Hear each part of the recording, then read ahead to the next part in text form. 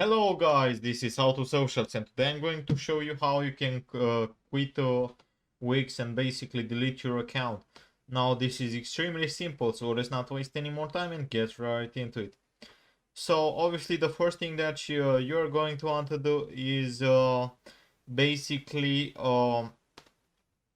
delete all the websites that you have, archive them, just put them away, make sure there are no active websites on your account.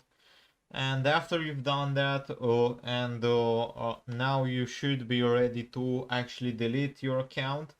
And in order to delete your account, what you are going to want to do is just head over to wix.com/close-account.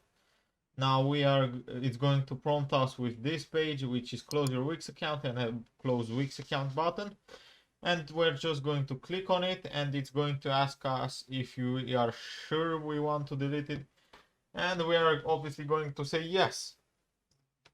And after you've done that, as you can see right here, I'm logged out of my account because my account was deleted after I pressed that button. And that's all there is to it. I hope you found this tutorial helpful. I hope you enjoyed it. Don't forget to subscribe to the channel and see you in the next one.